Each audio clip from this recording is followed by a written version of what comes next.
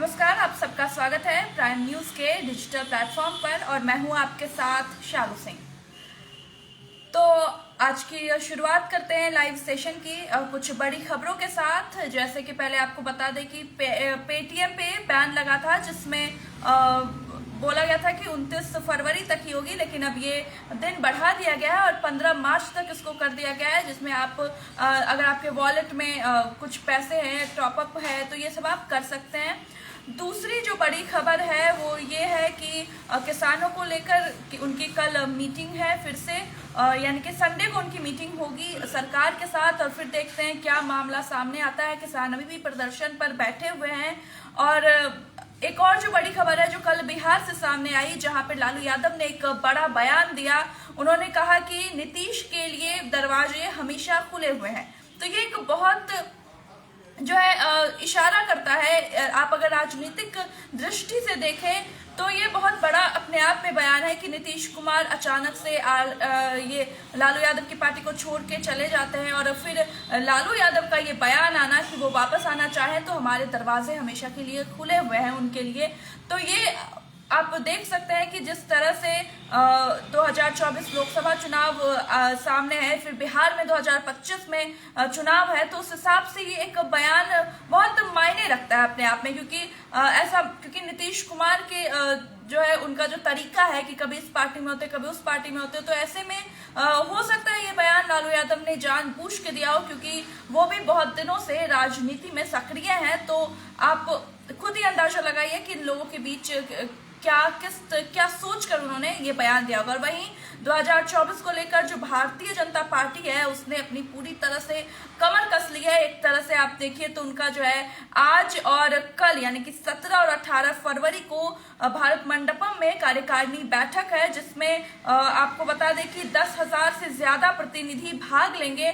और पार्टी जो है 2024 के लोकसभा इलेक्शन को लेकर क्या कुछ प्लानिंग बनाएंगे, ये कुछ बातचीत होगा वहां पर।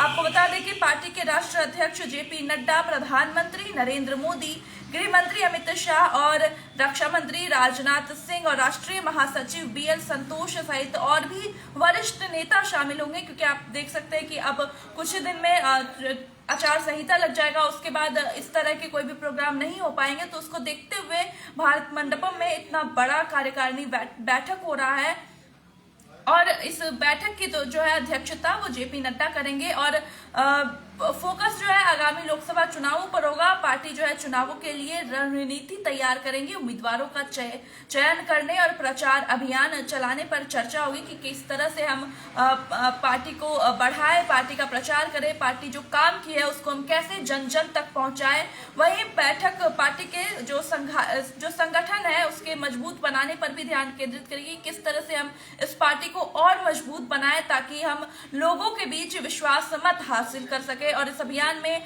युवाओं और महिलाओं को पार्टी से जोड़ने को लेकर जो है ज्यादा चर्चा होगी कि कैसे बीजेपी में युवाओं की संख्या और महिलाओं की सक्रियता ज्यादा से ज्यादा हो।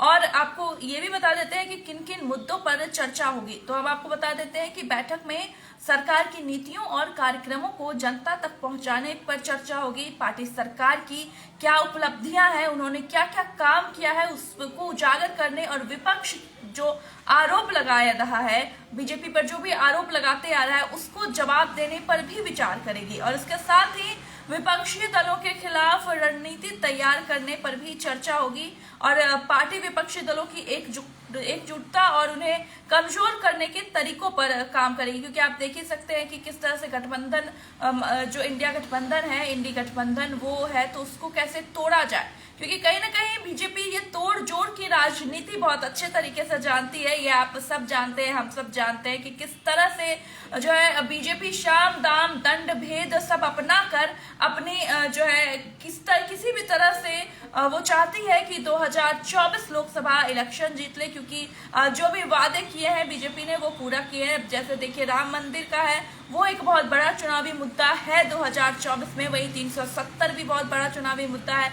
और यूसीसी जो लागू हो रहा है उत्तराखंड में, तो ये सब मुद्दे बहुत खास हैं कि किस तरह से बीजेपी अपने जनता को लुभा सके।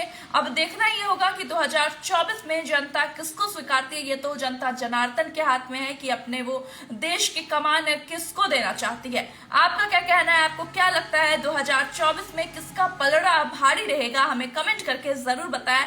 बाकी ऐसे ही हम लोग लाइव सेशन करते रहेंगे क्योंकि अब इलेक्शन आ रहा है, तो आप भी हमारे साथ जुड़िए और आपका कुछ कहना है इस राजनीति के बारे में, यह हमें कमेंट करके जरूर बताएं। हम उस पर चर्चा करेंगे साथ में बैठ के। नमस्कार।